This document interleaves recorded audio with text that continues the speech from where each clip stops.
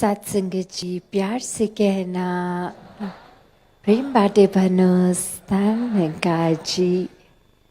आज काठमांडू में इस मैदान में सभी सत्संग के लिए, जहाँ सिर्फ नेपाल के ही नहीं देश विदेश से और भी सभी संत पहुँचे हैं, और कितने जो इच्छा रख रहे थे कि इस समागम का हिस्सा बन सके, पर किसी कारणवश आना संभव नहीं हुआ।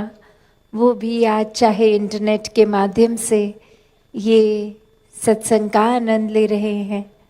और वही संदेश आज सत्संग में भी, जो हमेशा से इस दातार, इस निराकार, इस परमात्मा, ये भगवान जो भी नाम से हम संबोधित करें, कि कैसे एक यही सच है।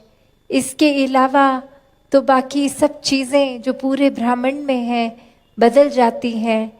कोई अपना समय के साथ साथ किसी का आकार बदल जाएगा, किसी का अस्तित्व खत्म हो जाएगा, किसी में कोई और तरीके से कोई चेंज आएगा।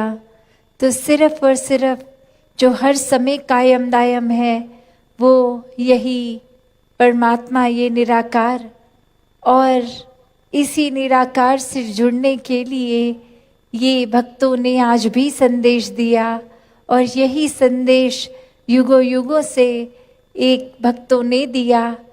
किसी भी धर्म ग्रंथ को उठा के देखें, सभी में बात इसी परमात्मा की है कि कैसे एक इंसान का जो मूल एक स्वभाव है वो यही निराकार है। जैसे उदाहरण के तौर पे, जब कोई बच्चा पैदा होता है तो उसको कोई ओरिएंटेशन उस तरह नहीं होती, आसपास के वातावरण की कुछ समझ नहीं होती, कोई विचार धारणा नहीं होती।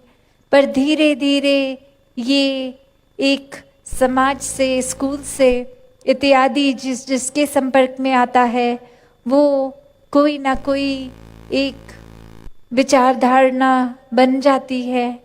जैसे पहले अगर कोई हम एग्जाम्पल देखें तो एक ट्रांसपेरेंट अगर ग्लास है कांच का, और उसके तो आर पार साफ दिख रहा है, पर वहीं किसी ने कोई पहले एक रंग का कपड़ा बांध दिया, फिर दूसरे, फिर तीसरे, और अंत में इतने सारे उस पे कपड़े बांध दिए गए कि उसका असली मूल ये ट्रांसपेरेंसी, ये आर पार दिखता था जैसे पहले, वो खत्म हो गया और अनेकों रंग चढ़ गए।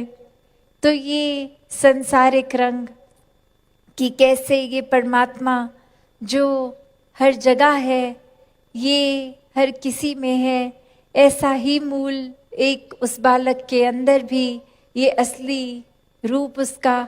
और कैसे फिर एक सोच विचार से, एक सोसाइटल कंडीशनिंग से, ये तरह तरह के रंगों के असर पे, ये एक कोई रीति रिवाज में, एक कोई जाति पाति में, एक कोई किसी तरह के अपने एक सोच को बना लेता है, और वहीं अपने सही और गलत बना लेता है। और वहीं कोई दूसरे कल्चर का, किसी एक के कल्चर में जो सही, उसके कल्चर में गलत, ऐसे अनेकों हर किसी के एक ही देखने में आता है। और ये सारे बंधन, ये सारे रंग फिर सिर्फ ब्रह्म ज्ञान द्वारा ये बंधनों से मुक्त हो जाती है। वही ये आत्मा है, इस परमात्मा का मूल। और कैसे ये संसार में, शरीरों में है, हर किसी के ये आत्मा इस परमात्मा की ही अंश, जो एक दैवीय है, एक बहुत ही इस इंसानी जन्म में ये जो पोटेंशियल है हर आत्मा का, ये परमात्मा बनने का। तो इसको कैसे हम दुनियावी रंगों में रंग देते हैं, कैसे फिर ये अपने मूल स्वभाव से बिल्कुल ही अलग हो जाती है। ये सांसारिक चीज़ें जो क्षण भंगुर हैं उनको हकीकत मांग लेती है। और कैसे फिर हमारे एक आचरण में, एक हमारे नेचर में भी कुछ चीज़ें आ जाती हैं जो फिर बिल्कुल ही एक हमारे मूल स्वरूप से विरुद्ध हो जाती है। एक कहानी भी दासी ने पढ़ी कि जहाँ एक शिष्य आता है किसी गुरु के पास और कहता है कि मुझे एक बहुत ही इस गुस्से ने परेशान कर रखा है। कोई छोटी सी भी एक चीज़ होती है तो मेरा मन उसको एक्सेप्ट नहीं कर पाता और बहुत ही मेरा टेम्पर हाई हो जाता है, गुस्सा आ जाता है। मैं को एक अपने आप से परेशानी होती है कि बहुत गुस्सा आता है। और वहीं वो गुरु आराम से उस शिष्य से बात करते हुए कहते हैं, अच्छा इस समय अभी के अभी गुस्सा होके दिखाओ कैसे आता है।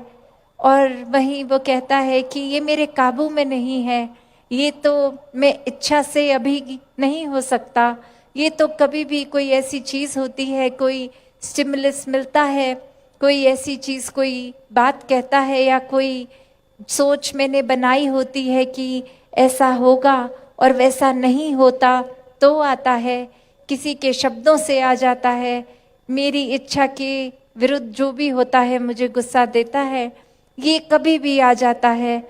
तो फिर से एक बार वो गुरु कहते हैं, ठीक है तो अभी होकर दिखाओ, मुझे गुस्सा होकर दिखाओ।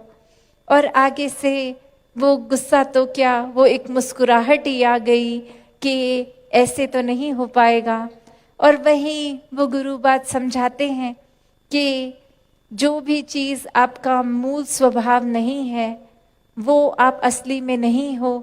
तो आप अगर बार बार इस चीज़ में जाने की बजाय कि ये चीज़ तंग करती है, ये गुस्सा इस समय आपने बताया, तो उसको जीवन से हटाना है अगर, तो सबसे आसान तरीका कि अपने मूल स्वभाव को ही पकड़ो जो आप नेचुरली हो। और हर कोई नेचुरली, ये शरीर नहीं है, ये स्वभाव नहीं है, ये शरीर तो कुछ सालों की यात्रा तय करने के लिए इस आत्मा को मिला है। तो मूल जो ये आत्मा है, ये जब सारे बंधनों से कट जाती है, ये संसार में रहते हुए इस संसार से अलग हो जाती है कि ये सामान, ये रिश्ते नाते, ये सब है, इसका उपयोग करना है, सदुपयोग करना है, हर किसी को प्यार भी करना है, पर ये सांसारिक बंधनों में नहीं बस जाना कि ये असली में जो एक परमात्मा रूप है आत्मा, उसको फिर ये समझ रहे कि हम जीते जी मुक्त हैं, ये बंधनों में फंसे नहीं। ये तो एक सेवा रूप मिली है कि घर परिवार समाज सभी के लिए ये मन को एक अर्पित करना है, समाज के प्रति, एक संसार के प्रति समर्पित मन से सेवा करनी है। ये कोई कारण फिर ऐसा नहीं कहते संत कभी भी कि घर परिवार अपनी जिम्मेवारियों से नाता तोड़ दो और कहीं ऐसी जगह भक्ति करो जहाँ समाज पे बोझ बनोगे। नहीं, भक्तों ने तो गृहस्थ में रह के, अपने घर में रह के, समाज में रह के भक्ति करनी सिखाई है। उसी तरह जैसे एक कमल के फूल की पंखुड़ी जो होती है, जो एक लीफ होती है, पत्ता, वो एक पानी में जीवन अपना जीता है, पानी में समाप्त होता है उसका जीवन। फिर भी अगर वो जब सरफेस पे जब आ जाता है एक ऊपर उस कीचड़ के, तो एक अगर बारिश पड़े भी या कोई बूंद पानी की, तो वो कैसे वाटरप्रूफ हो जाता है कि वो बूंद बूंद की तरह रहती है, उसमें समाती नहीं है और वो फिर झड़ भी जाती है।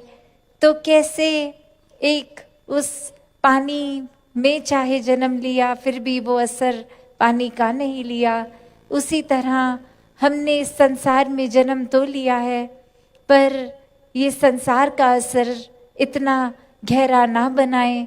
हमेशा परमात्मा का ही प्रभाव अपने मन में गहरा होने दें कि कैसे हर चीज़, हर एक में ये परमात्मा ही है।